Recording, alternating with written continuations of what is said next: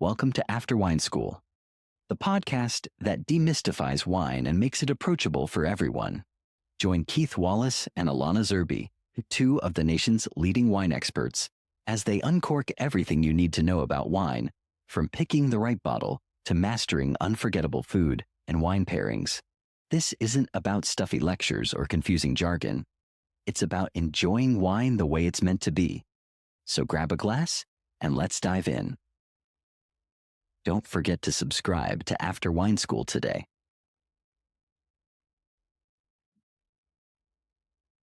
Welcome to the After School podcast. This is the Wine School podcast, and I'm Keith Wallace.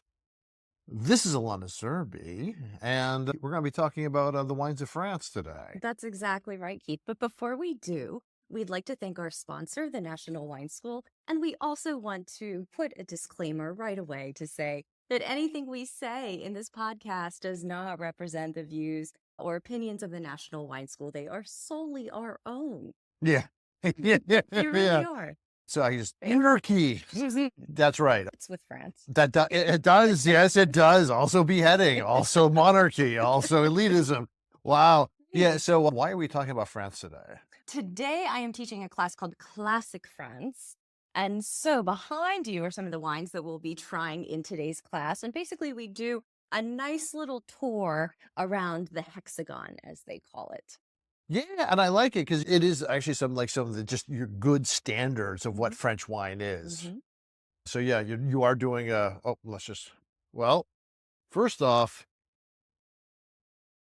Burgundy, right? I mean, I love, so you're doing a good from the Côtes de Beaune. That's right. And you're also doing a... If I could just stop you, Keith. Sorry. Since we're doing a podcast. Yes. I'm going to say. Yeah, I shouldn't be... Côte. I know. Actually worth... I mean, it is. It's really poor. But no, it actually is helpful. COTES is pronounced Côte. So... That's true. And, because I have to get that through my head because there are, one COTE is one hill. Côtes is many hills. Yes. But they're pronounced the exact same way. Exactly. Which drives me crazy. I always want to differentiate because there was the original, like, if you talk about Rhone, there was the original Côte de Rhone, like when it was basically one hill. But then when it expanded, it became the Côte de Rhone, many hill. But when you say that, it makes no sense. Exactly. Unless you're French. Yes, exactly. And maybe not even then. But right. When we do Italy, you can definitely give me notes on my pronunciation. So I've opened myself up to that. But that's pretty not... All right. Okay. That's true. Okay. So, but a nice from the Beaune region. Yes. I love that. You're also doing your first wine will be a Chablis, I think? Chablis. Good, which is another fantastic, so Burgundy's pushing in strong there. Is that, why is so much Burgundy? Why is there so much Burgundy? Well, it's interesting because Burgundy is becoming more and more difficult to source, especially for education purposes. Oh, yeah. But really, Burgundy is one of the first places, I think, where French wine identity reaches its peak. In Bordeaux, of course, we have the home of the luxury wines, the cult wines. Yeah. But Bordeaux is interesting in its history, as we talk about in the advanced class together, that there's really a confluence of cultures. The Dutch, the British, all have a big role to play. Burgundy is really this quintessentially French area, and it's beautiful. It's pastoral. It's everything you would imagine in a beautiful wine region. Oh, that's an interesting way of putting it. Yeah, because Burgundy really is that... starts with the monks and then it goes into the duchies. Yes. it is very French and kind of like the Loire Valley is. Yes. But Bordeaux is very much this confluence of cultures. Yeah. And which is wonderful. Yeah, they're very much night and day, which is really fascinating having that in the same class. And here's the thing I will bring up about purchasing, because everyone, when you do a class like this, people have the same problem we have. Like, how do you afford these things? Now, for me, it's a little easier because I can spend a lot of money. And if I want to buy a great Burgundy, I can, because that sort of diffuses across the tens of thousands of dollars we spend on wine. But I have a trick on how I buy, and it's very important for folks when you're looking to buy French wines, And the best case example is actually one you have on your class tonight. Yes. And so, okay. Now, I love Chicken Dust. Yeah. I know you do too. So Yeah. whenever we have it, I try to have it. But the hard thing is that it's now become so famous. It's as expensive as Chateauneuf de Pape. So oftentimes, like, why would I get Chicken Dust when, especially for a class where people, it'd be better suited for people to know Chateauneuf de Pape if you're spending the same price point. So here's how I buy. And it's when I don't buy it all the time, and I only buy it when one thing happens, when the prices get dropped down and to the point where it's about 30% lower than Chateauneuf de Pape.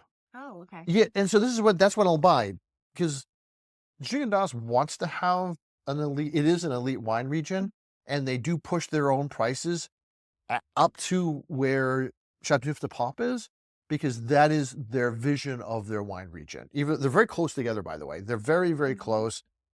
And I tend to prefer Chicken Dust. Most people know and love Chateauneuf de Pape. So here's this tension. But once in a while, because they can't sell enough wine, the Chicken Dust can't sell enough wine, their prices will drop. Only for a short period of time. Every year you'll see this small little dropping, and where the prices, and then the suppliers, the distributors here in the United States and the wine shops, they all drop their prices for a short period of time, push out inventory, and then the prices go back up to maintain that elite price point. Oh, okay. I just wait. I don't buy just because I love something. I just don't buy it. I know enough about the economics of the wine trade that I wait. And it's one thing you can always do. If you know something that you love, wait. There's going to be a point where if people aren't buying it, it will dip. That won't happen in Burgundy. Right. It won't happen in Chateauneuf de Pape usually, but it will in all the other places that are almost as famous, but not quite. The satellites. Yeah. Exactly. So that's why. So I just, as soon as this bottle of Chicken Dust, usually it's like $35. It came into our state here, into our local wine shops for $20. Really? Yeah. So I just bought it up. Wow. And that's what I'll do. And then I'll sit on it for like 6 years, and I'll pull them out once in a while for classes. Right now it's a little too young, but in the next 6 years or so, it'll be perfect. But that's because I have a large wine cellar, and that's so allows us to do that. But that's one of my tactics for buying wine is to actually hold my horses and wait for the economics to catch up with. And so in the calculus of data, when you're looking at making a purchase, you're not thinking so much about producer or vintage. You're looking at place as the prime data point. Yeah. So absolutely. So my prime data point is the place. In France, especially. France, there's so much riding on quality levels within each wine region. There's a push towards very high level production, very high quality production. But what I also do is then my secondary piece of information is history of that producer. Are they consistently doing great stuff? That's my second piece. Okay. I will consider that once I see, but it's, I want to make sure that I'm buying a wine region, the price point is really good. And 3, you also have to have a history of really high quality production. If I have those 3, then I'm buying it consistently. Now, as a 4th, if I don't have those 3 points of data, the 4th piece is actually like if there's wine reviews, if there's some reviews somewhere out there from a reputable agency like Wine Spectator, Wine Advocate, then I'll consider those as well. Like, okay, that's another good data point. That's how I do it. But vintage, you're not really. No, I'm not. About. Burgundy, yes. Burgundy, absolutely, yes. Anything that's really cool weather, I will. But but not for Bordeaux, not for anywhere else. Largely because modern winemaking is such that there's vintage variations, but we use so much technical acumen. We have so much knowledge now that we don't really have bad vintages. And because bad vintages really are if it's watery and it's underripe and diseased. We don't have those problems anymore. We have sorting tables. so much So many technology, controls. so many Yeah. controls in place that I don't worry about that. Okay. The only time I worry about that is if there's like some like really small rinky-dink wine operation in in a band of really questionable weather patterns. Other than that, you just don't come across bad wines anymore. And so that's why I don't really worry about good vintage, bad vintage. Because at the other hand, also is you have to realize that in the wine trade, when we say something's a bad vintage doesn't mean it's a bad wine. It means we're making less wine. And for a winery, that's bad. Right. You know, a good vintage is when we're making a lot of things. Mm-hmm. So you have to see if they're saying whether they're talking about quality or quantity. And this is where you have to know where those numbers are coming from Interesting. and where that's for me, yeah, and for anybody. After Wine School is proudly supported by the National Wine School, the gold standard in professional wine certifications. Whether you're dreaming of a career in the wine industry or just eager to take your wine knowledge to the next level, the National Wine School has you covered. Their programs are trusted, rigorous, and designed for aspiring wine pros like you. Visit wineschool.us to learn more and start your journey today.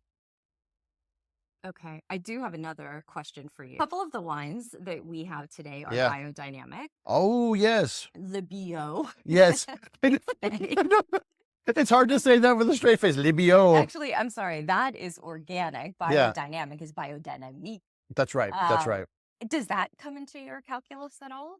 It doesn't, but that's a knock on because here's the thing about whether you're organic or biodynamic. If you're able to pull that off and you also have a consistency of high quality, that is just a flex. That is just saying, look at what we can do, who we are. And that just shows a really great level of my favorite kind of winemaking, which is somewhat non-interventionist, Right.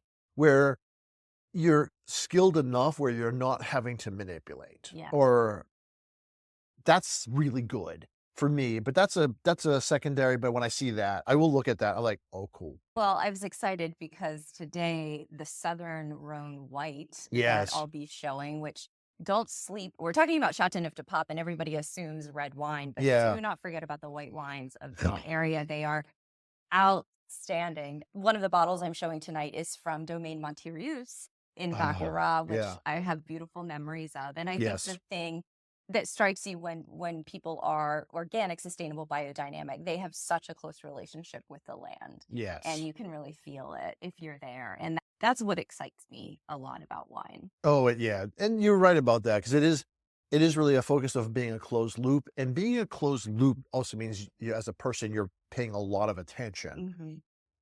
You're not sourcing your grapes outside of what you're making and growing it. It really forces your hand to be very narrow.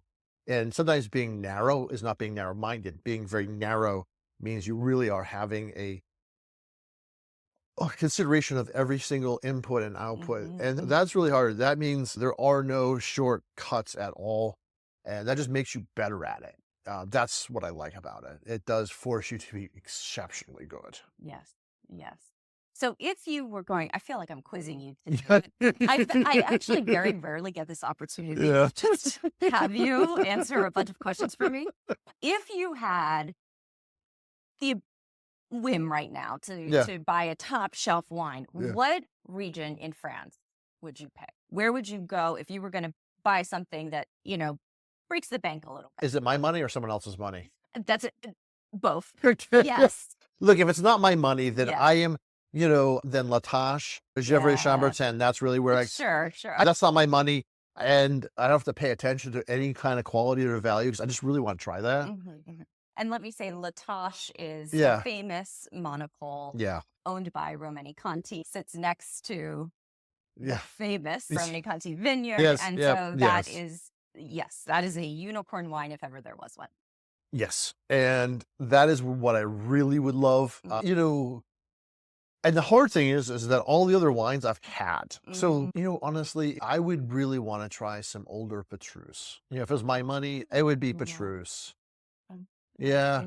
That side of, the right bank of Bordeaux is just one of my favorite places. And it's just because it seems so sedate. Where the other side, on the left bank, is so over the top and sometimes just a little too much. It's a lot. Over there, it's just so quiet, and you just drive through. It was just one of those, I was just remember driving, looking, and like, oh, that's Patricia. So is Petrus something you would spend your money on? Or I would, yeah. Latage is what somebody else's money. Yes. Yeah. And Petrus. Petrus is what I spend my money. High-end champagne, like yeah, 300, 400. No. Yeah. No, because this is the thing about. I mean, I've had and I'm lucky to have such great champagne. But the truth is that there's only once you hit like $200-300. Everything after that is just elitism and not, and even then, like even a lot of those, sure, I love those vintage champagnes, but they're weird because they smell like the most expensive old sock you've ever had. I love those wines, but what I really I know, they're just weird and lovely. Cashmere socks. Yeah. Cashmere socks worn by a homeless man for a few years. Unhoused. Sorry. Yes. All right. I'll have to change my tasting notes. My offensive tasting notes now I have to, they're going to be politically correct now. Like anybody can, some of this. I've already offended everybody. Okay. The truth is that there's so much great champagne that I've had in that $40-50 grower champagnes that I'm not that curious about the more expensive. I'm just more curious about trying as many of these grower champagne producers as possible. Those aren't like, those are 40, 50, maybe 70 at most. Still expensive, but not, because there's so much great stuff at that price. I mean, like just life-changing. So that's not where I want to go. So in this class today, we are doing Chablis, and then we are doing the Southern Rhone Baccarat white wine. Yes. Then we move into the Haute du Beaune, our Pinot Noir from Burgundy. And then we're doing a Cab Franc of Saumur. Classic. And then we move into, we do have a Gigondas. Yes, we do. We were talking about it. An Haute Medoc Bordeaux. And then we're ending with Roussillon Village. Yeah. If I could make this 20 wines to taste instead of 7, yeah, maybe a little less than that, I'm just going to throw out some things that I would love to have on there and see if you agree. Yes. Number 1, Muscadet. Absolutely hard to pick whether or not, like when we were talking about this earlier, Muscadet was really high on the list. Chenin Blanc. Of course, yes. Alsatian Riesling. I would love to show people, Tavel Rosé, one of my favorites. We're going to have other Rhones, then how do you, I mean, it's geeky and lovely. Like Tavel it has that very unique way of how would they make it. It's a very specific kind of rosé. It's a rosé that doesn't drink like a rosé. Champagne, obviously. Yes. We don't have time for that. But I would love to show a white Bordeaux. That's, me, I love white wines and white Bordeaux, the mix of Sauvignon. And then end maybe with a Sauterne. Oh yeah. But there's Chenin Blanc again. I know. Well, this is why, when we teach for sommeliers, like the advanced France program, it takes 8 weeks. It takes 8 weeks, 8 wines, 8 weeks, and we're still not there yet. Like we still have to make choices. Like there's so many choices you have to make. Yes. Like, I want to really focus on, when I'm talking about France, I really want to focus on like the origin of Bordeaux. So that requires you talking about these really weird areas in the south, southwest, when you're talking about Loire Valley. But it's not just Chenin Blanc, but old Chenin Blanc. Like right now, like I have a couple of things for our next advanced sommelier program, including like a Chenin Blanc from 94. Like you really want to be able to taste. That's really important. Of all the old wines that people want to try in France, I think that's one of the most important ones because it actually does get so interesting and beautiful with age. Unlike most wines kind of deteriorate. That just is beautiful. It's nice because when you're dealing with the public, like this is a public class, we have to kind of have wines that are showstoppers. Right. So you want to have wines like people will wow at. But then when you're in a sommelier program, we get to do like the real nitty gritty, the really cool, intricate stuff. Yes. Yeah. Which I love a lot. Yeah. But yeah, I know. Oh no, you're 100% right. There's so many. And Yeah, and for Bordeaux, I mean, the Sauvignon Gris, like that really weird one, Oh, yeah. that's just like this variation which comes in once a year, and I'll grab a bunch of it, Mhm. and they'll squirrel it away, and I actually it's like usually every couple 3 years I'll find those Mhm. wines. S I'll like a little squirrel hide them away, and then we'll use them.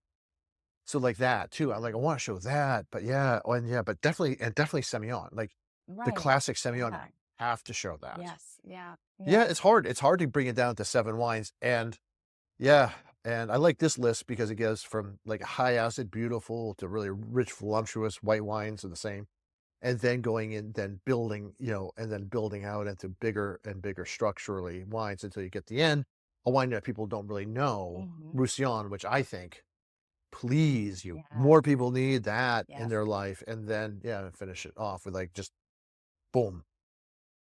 Well, let's Yeah. finish off with a boom. Yeah.